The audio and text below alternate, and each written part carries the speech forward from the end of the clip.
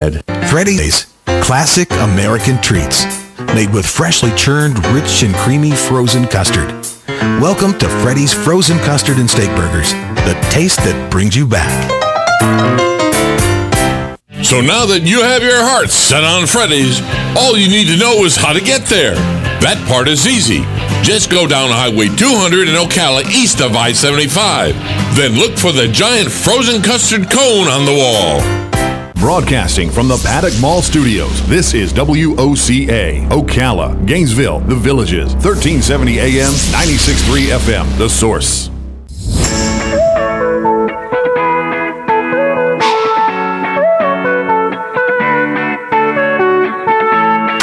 All right, 4 minutes after 11 o'clock, beautiful Friday morning.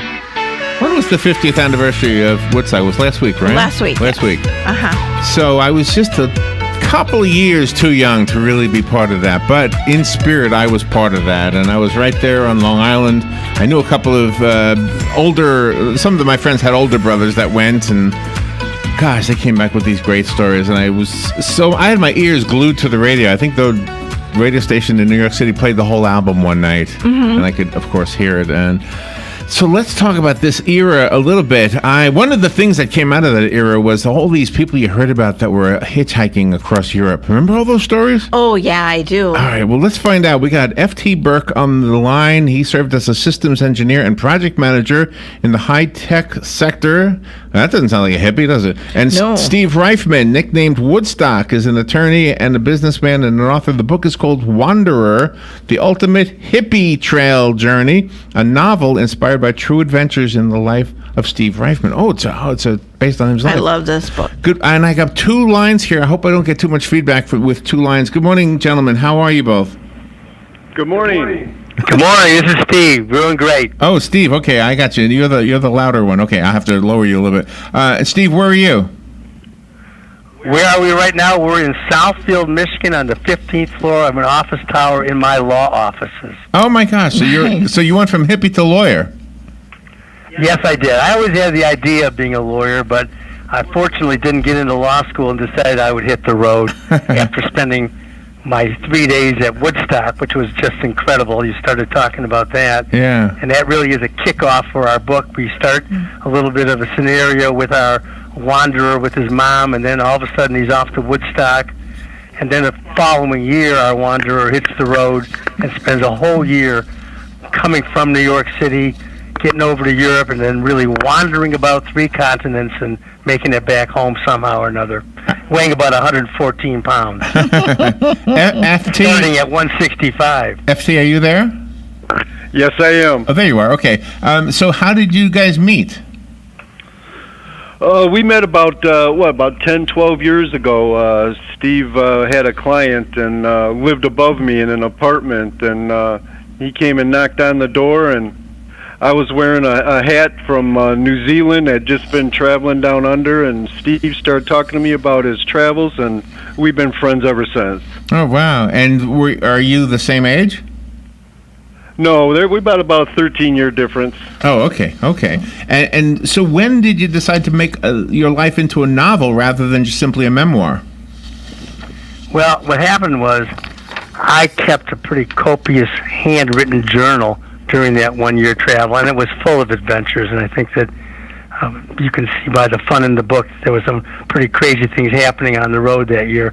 So I had this document that I had handwritten in these 2 books, and over the years I had spent time typing it in first, and then eventually putting it into a computer, and I would get a couple chapters in, but it was really meeting Fred, who was also a project manager, and he helped me to kind of put myself through to get the whole journal written into a document, and it is about 3 inches thick. Oh, no. And from that, Fred wove that into a novel. And one of the most interesting things about it is that you had very little money when you embarked in this, and you were able to survive. Yeah, you kind of live by your wits. You slept outside. All of us had sleeping bags. I'm not going to say I slept out that often, but when you get into places like Afghanistan and Morocco, it really isn't a place where you want to be out sleeping in a sleeping bag. But it's very cheap. In Afghanistan, it was 10 cents a night for a bed. So you could go for a while. Wow. So could what you did back then be done today, or is the world so different that we couldn't do that? I think certain aspects of it can definitely be done, and certain aspects, like you really cannot go across Iran and Afghanistan overland today. Yeah. In fact, we have a book that we read. A fellow actually did what he called the Hippie Trail. He went from Istanbul to Kathmandu, Nepal, which I, in fact, did, and came back overland that way. That, I think, is the essence of the Hippie Trail. And he actually had to get on a plane at one point because he just could not do what we all did in the 60s and 70s. Fred, politically. Fred, you mentioned the age difference, but you didn't say if you were younger or older than Steve. I'm the younger one. Oh, I was just being a third grader back in Woodstock. Okay. And Fred is a student, though, and he really has learned. In fact, he recently made the pilgrimage to Bethel and took a bunch of pictures, and I'm looking at he brought me back a shot glass that says 50 years Woodstock, so he knows his stuff. Did you guys become friends of any of the performers? Can you hear me? No. Okay. Yeah, no, neither one of us did. Okay. You know who I am? I'm not a friend of, but I am a Facebook friend, which is a big difference. Of Melanie, she was so pretty back then, and she was back there last week. She posted some pictures on Facebook of herself. Yeah, she was one of the performers, and there were really a couple handfuls of performers that were not that well known and became better known. I actually have, and I can see it in my site here, I have the program from Woodstock. Wow. So I was one of the people that actually bought a ticket. I think about 2/3 of the people came in after the fence went down and just walked on in. Right. But I was there in the beginning, had the ticket, got the program, and actually knew what I was doing and going there. A lot of folks just kind of heard about it. I have a very good friend of mine who was a judge for many years. He tells me he heard about it, he hitchhiked there, and somehow he got there because he heard it, Where were you living at that time? Still in the Detroit, Michigan area. I'm from a small suburb outside of Detroit. I was born and raised in Detroit. We're here today in the Detroit area, so it all came about here. Uh-huh. And you had a lot of different personalities that came and went throughout your trek, Steve. But FT, you managed to capture their personalities in the book, because sometimes that's lost when you're writing about somebody else. Oh, yeah, that was the challenge for sure. One of the things that I'd like Steve to talk about is he was by the hog farmers in Wavy Gravy, and he has a few stories about that. Yeah, that's an important part of our story, because when this in fact did happen to me. Of course, this is fiction. Some parts of it, I would say about 85% are actually things that happened to me. And there's a few good stories in there that Fred was able to weave in. But when I go to Woodstock, I wound up staying with this commune called the Hog Farm, which became quite famous. It's famous in the movie. And their famous leader named Wavy Gravy, who screamed out, "Are you 400,000 people? You're on the front page of the New York Times." It was kind of a famous line from the Woodstock movie and everything. Right. And I saw them, and I kind of slept near there, because what would happen is you'd spend 20 hours in front of the stage. I got to go sleep somewhere, and I kept going back to where the hog farm was serving food and helping people. Actually, as almost a hospital. So I saw them there, and they were quite interesting. They taught yoga, things like that. Then a year later, I'm in Amsterdam, and I go to a famous hippie club there called the Paradiso, and there the hog farm is. And they have this fantastic birthday party, and Fred captures that in the book. It's quite a story, and it was quite interesting. Eventually, I wander down to Morocco. I go across North Africa, back to Italy, go out to Israel, Palestine, Syria, Lebanon, up to Turkey, and then do the Hippie Trail we mentioned earlier. Oh, man. And on my way back from Kathmandu, Nepal, up in the mountains, I get to Benares, India. That's where the Ganges, and when everyone goes and they do the pilgrimages to the river and the holy water. And there's the hog farm, staying at the same tourist-type hotel. When you get to India, you become a tourist because you really are not going to be sleeping out on the streets because there's too many people sleeping on the streets. They're literally sleeping in the dividers between the highways and things of that sort. So it's amazing how a guy who spends $1,300 in a year becomes a tourist. When you get to the third world far enough, you will become a tourist eventually. Oh my gosh! And then your modes of travel. I mean, you had to hitchhike, you had to walk, you even had to manage to get on some boats to cross the seas. Yes, I was on the Black Sea for 3 days. We went across the Mediterranean a couple times on long distance. I think my most incredible journeys, though, were on the tops of buses and trucks going through particularly mountainous and crazy places like the Kabul Gorge, into the Khyber Pass, which takes you from Afghanistan into Pakistan. Also, we wound up going up to Kashmir, Srinagar, which is way up a valley high in the Himalayas. And when we went up there, we literally were on the tops of trucks thousands of feet below us looking down over a river, and that went on for hours and hours, and that was very exciting and a little bit scary. And FT, when you wrote your book, The Bohemian Adventure, about following the Grateful Dead, did you actually live that? Yes, I did. I did the same pattern that I used to build both books. I based them on true experiences that both of us had, and then I novelized it, and which involved creating, the characters and the dialogue and stuff like that. Oh wow! The story along. So you followed the Grateful Dead around? Yes, I did. Did that back in 1993, 2 years before Jerry died. Oh my! 93. So did you ever follow them to the Nassau Coliseum on Long Island? No, I didn't do that. No, I'm only asking because I worked there at one time, and oh gosh, who's one of the guy's guitars was stolen? Name the guitar player. I can't remember his name. Anyway, one of the guys I worked with stole one of the guitars from one of the Grateful Dead, and nobody could leave the building until it was found, and eventually it was found. Geez. So, yeah. I think Fred's adventures were kind of an incidental circumstance. He truly was not a deadhead, but he got swooped up with the deadheads and spent the whole adventure with them, and that's what makes up the story. But the point I'm making is that it greatly does document the deadheads. I believe the first 3 or 4 chapters are the best thing I've ever read about the dead, and he, as I said earlier, he's a great student of history, and he studies things, and his descriptions of the deadheads and their tapings and all the kinds of things that went on with them is absolutely fascinating. What your book Please read it. But your book is is extremely historical. I mean, gosh, you go from the Maharishi, and you have the death of Jim Morrison and the reactions that you're doing there. Some of the buildings in India. So it's not just a narrative, but you also put in a lot of historical as well. Yeah, you're speaking about Wanderer right now. And right. In Wanderer, I mean, it's amazing, and these things actually did happen to me. I saw the Pope. I saw the Dalai Lama.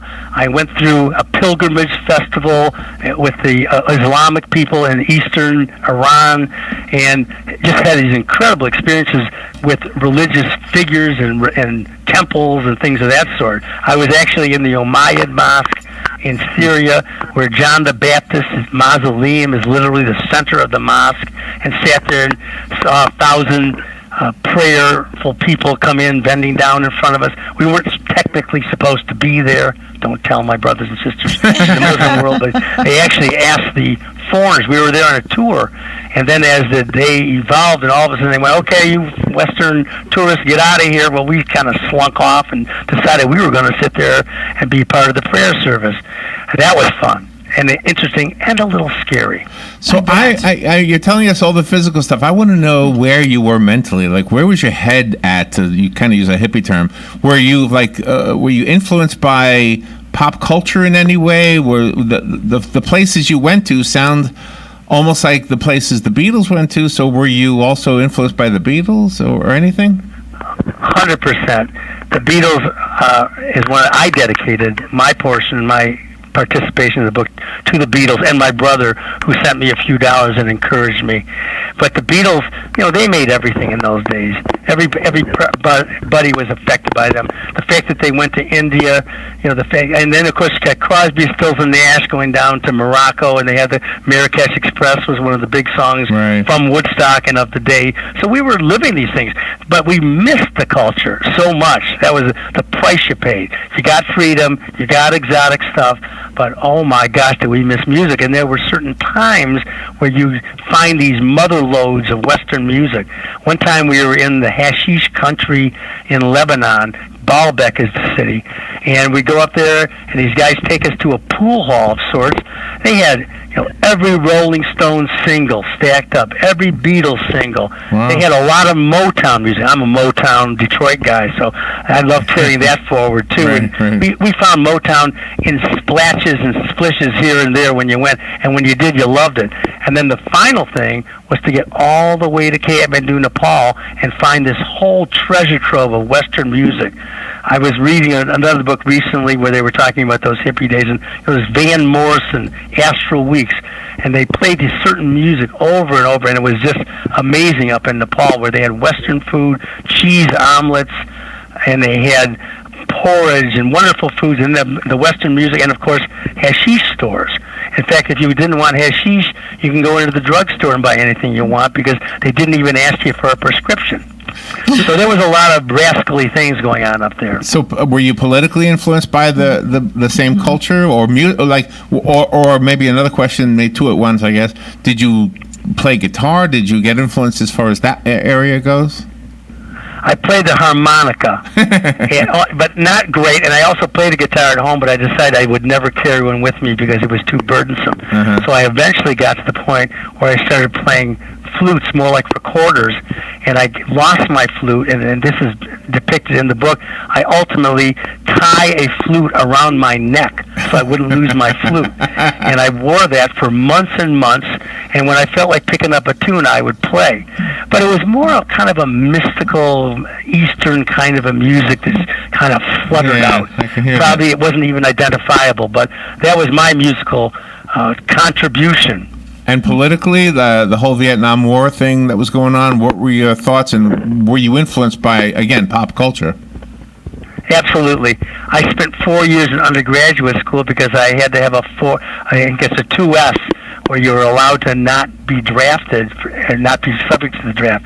I get out, and I, in fact, was drafted, would have been, I should say, went to a draft physical and had an excuse, a legitimate one, for asthma.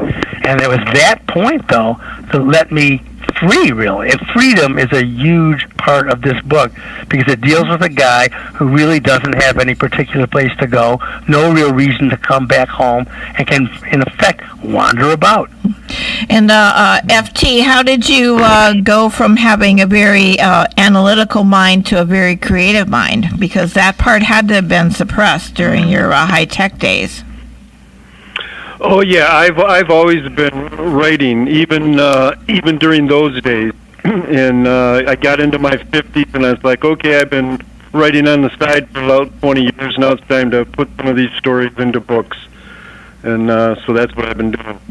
Did that make you nervous at all? No, not at all.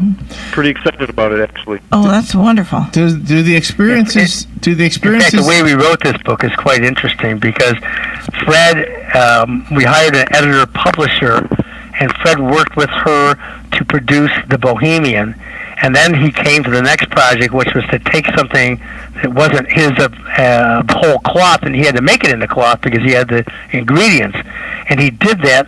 A couple of weeks he would write, and he would turn out a chapter, and he really turned it out in an incredibly creative and productive and efficient fashion over, what would you say, a few months, Fred? All told, it took me 5-6 months to write it, and then another 3-4 months to do a re-edit. So about 10-month project.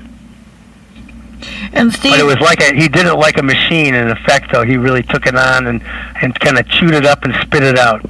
And Steve, when you were traveling, doing all that traveling, were passports required then? Oh yeah, My passport is a thing of beauty. I would get full-page visas. A passport is always required. And I went from Morocco to Algeria, full page, with a stamp on it. Well, you get to a certain point, your passport fills up, and I actually had to go into a consulate or an embassy, I think it was in India, and I had to get all these extra pages that pull out of the passport, and it adds about 12 pages to your passport.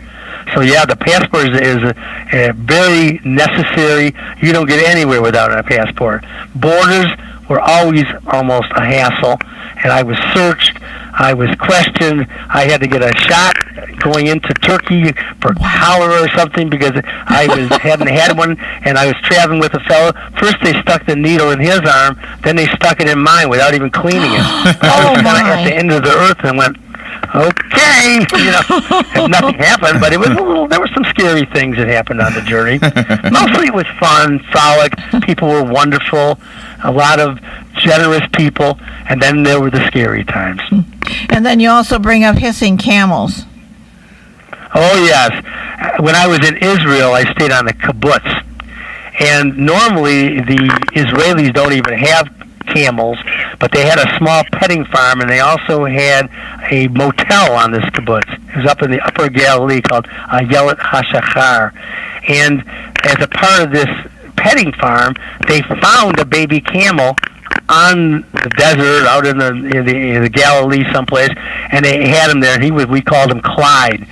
And I had a buddy of mine who somehow had heard about hissing camels, and he would do the hissing camel call.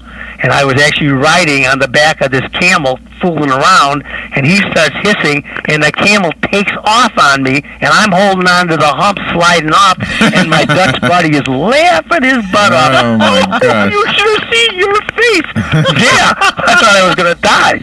But we went back, and that was Clyde the camel, and he's a great friend of mine. In fact, I actually have a photograph of Clyde. Oh, I don't God. have many pictures. Someone sent it to me. The book is called Wanderer, The Ultimate Hippie Trail Journal. It is written by F.T. Burke, Fred, who's on the phone also, with Steve Reifman. Am I saying your last name correctly, Steve? Well, I actually say it Reifman, but I get called Reifman often, and just don't call me late for dinner. I do want to just say one thing, though. The book is available on Amazon, Barnes & Noble, online, Kindle. We're going to be working on an audio one, but go on wandererbook.com, folks, and you will have a good time seeing all these places. We have historical photographs, and we did a great job, I think, exerting from the book, and you can get a lot of the experience that way, and it'll whet your appetite, and you might even want to buy it. We'd like you to buy it if you would, though. All right, I want to read tiny little bit of the book and ask if this, elaborate on this one, because as a guy, every guy can relate to this. Ready? This is what the book says. We crawl naked into her sleeping bag. I kiss and caress and feel her all over, up and down, everywhere, and she responds in kind. Then she stops everything and pushes me away. Let's discuss the possibility of sex between us. What do you mean possibility? It's beyond that, my girlfriend. Oh, man. That's hard. Is a great book. That's a tough moment right there. Yeah, and that sort of actually happened. Fred be creative a little bit. But yeah, we were out in a beautiful area called the Fjord in Israel, in the Red Sea, and I just happened along with this gal lady who was from our kibbutz. I met her there, and there was really me and a few of us, and then people kept dropping out, and suddenly it was me and her alone, and wow, the rest unfolded. But yeah, that was a wonderful and somewhat frustrating moment for a while, but things came around. That's good stuff. It sounds like you guys have a real friendship, and it's a great opportunity for us to get to know both of you. Let's see, I have a copy of Wanderer, so if I have a listener who would like it, call me 622-9622. I'll set it aside for you. F.T. Burke, Fred, thank you so much for being on the air with us today. Thank you. Much appreciative. And Steve Reifman, thank you for being on the show with us today. You've just given us all a memory from many years ago. Thank you, Larry, and thanks to everybody. It was a lot of fun talking to you and Nicola. All right, we'll be right back.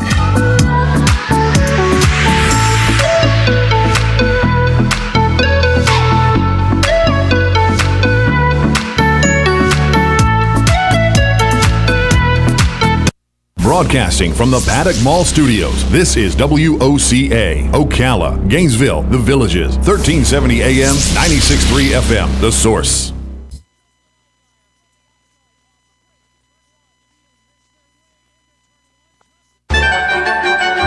I'm Jan Marino from Palm Garden, and we are the best. As a matter of fact, we're the best of the best. You can put us to the test, and we'll keep caring without any rest. The Ocala Star banner has a contest, you see.